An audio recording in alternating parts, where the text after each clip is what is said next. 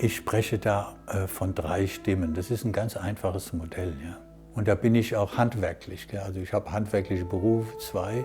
Und ich merke, es muss immer in die Hände und in die Füße kommen. Ja? Und auf den Boden. Ja? So. Wenn es so wie eine Pyramide auf der Spitze ist, ja, so, ja, dann hat es keine Kraft. Und dann spüre ich auch, es hat keine Kraft. Die Frage ist, wie kann die Pyramide auf die Basis kommen? Wurf. Ja, energetisch Wurf getragen. Sofort ist meine Stimme ganz woanders, schwingt ganz woanders. Wenn ich hier bin, wie hast du das gemeint? Bin ich oben, abgetrennt von mir auch. Jo. Ich unterscheide 3 Stimmen. Ja.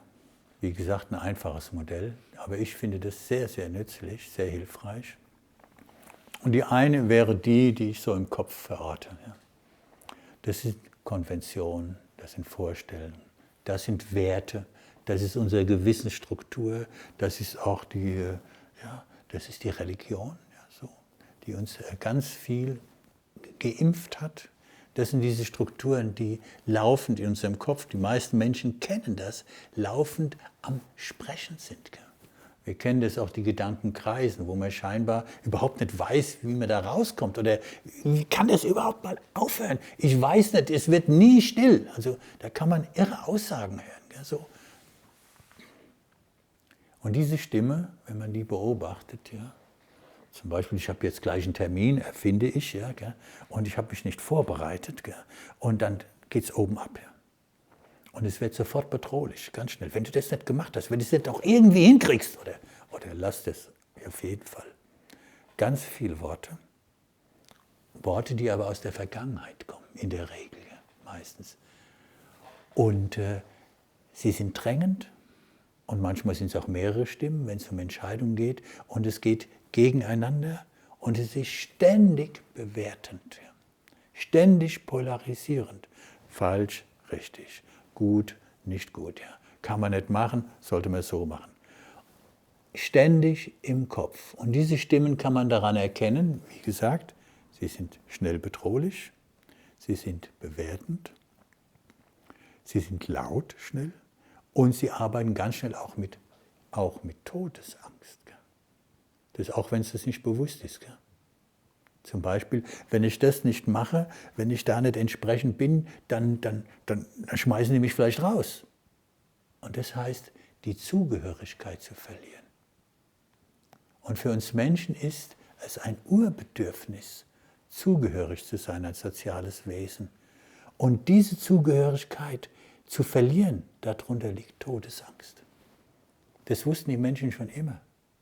Die haben oft, wenn sie andere Menschen heftigst bestrafen wollen, die nicht getötet, sondern sie haben sie vogelfrei erklärt oder verbannt, aus der Gruppe gestoßen. Und da gibt es das ganz tiefe, unbewusste, kindliche oder auch Säuglingsbewusstsein, wenn ich nicht verbunden bin, sterbe ich. Und damit arbeitet der Kopf ganz schnell. Ja. Wenn du das nicht machst, dann. Und dann gibt es eine andere Stimme. Das ist das, was der Körper uns mitteilt. Ja. Das können wir gerade machen. Was teilt uns der Körper mit? Ja.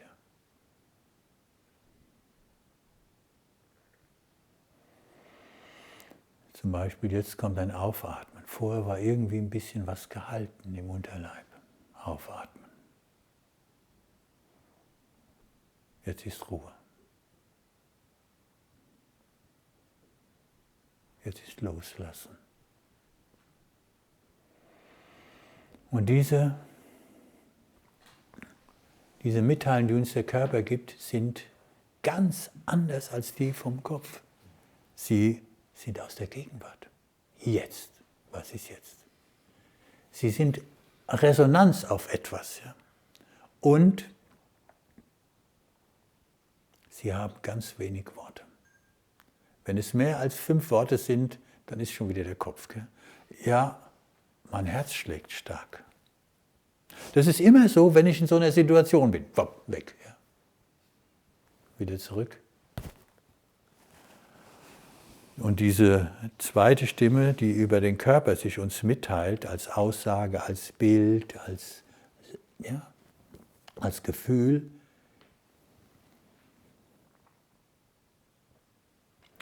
die sagt uns auch ganz viel über den energetischen Zustand, den wir haben. Das ist für viele Menschen fremd, deswegen erläutere ich das ganz kurz. Energetisch nenne ich ganz einfach das, wo ich momentan und wie ich in meinem Körper bin. Und mein Körper sagt zum Beispiel, es ist eng, es ist weit. Ich bin oben, ich bin down, unten. Ich bin in der Mitte. Im Stress bin ich vorne. In der Angst, auf was zugehen, bin ich hinten. Muss es wirklich sein? Energetische Zustände. Ständig. Wir werden ständig von energetischen Zuständen bewegt. Beispiel, ich denke an den Urlaub, an dem schönen See, wo ich war, und dann merke ich auf einmal, wie es weit wird. Es kommt ein Aufatmen hinterher und ich merke, es landet. Ja. Wow. In dem Moment fällt mir ein, ich habe vergessen, das E-Mail zu schreiben, das ich gestern hätte schreiben sollen. Waff! Ich bin oben. Spannung erhöht. Ich bin dicht. Ja. Jetzt kriege ich einen Anruf und ich denke, gehe ran und die Dame sagt, du Joel, das hat sich erledigt. Alles okay, bis dann. Was geschieht? Energetisch komme ich runter, wird weit, atme auf, sage,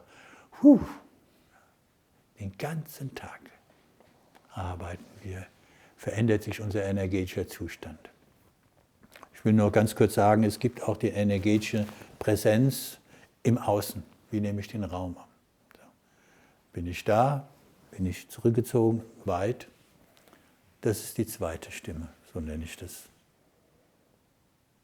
Können wir sehr gut unterscheiden, wenn wir anfangen hinzuschauen.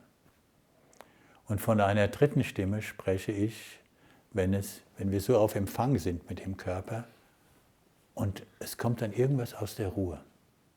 Zum Beispiel nur ein ruhiges, lass es, Joel. Oder geh mal hin. Das ist nicht erdacht. Das kommt irgendwie aus dem Unbewussten, aus der Seele, aus der Stille. Ich möchte es gar nicht greifen, ich lasse es weit. Wir kennen das alle. Wir gehen aus dem Haus gerade und dann hält uns irgendwas energetisch, ja, hält uns ein bisschen fest. Und das Gefühl ist, irgendwas war da noch. Gell? Und jetzt sagt der Kopf, hör auf mit dem Kram, mach los, du kommst zu spät, ab die Düse. Gell? Und dann im Auto 2 Kilometer weg. Ah, ich habe das vergessen. Und ich habe es doch gewusst. Ja. Und das ist so dieses Zusammenspiel von diesen 3 Stimmen, die unendlich hilfreich sind, diese Wachheit da zu entwickeln, um uns auf die Spur zu kommen. Um was es auch immer geht, wie wir uns verweigern, wie wir ausweichen, ja, alles okay, wie wir, oh, ich muss jetzt weg, ja, wie wir einfach da sind. Und eben dann irgendwann auch die Möglichkeit haben, zu entscheiden, gehe ich jetzt damit? Mein Kopf sagt ganz klar, leg los, du musst machen. In mir ist aber eine Spannung und Gehalten. Und vielleicht höre ich sogar noch irgendwo im Hintergrund, lass es. Mit welcher Stimme gehe ich?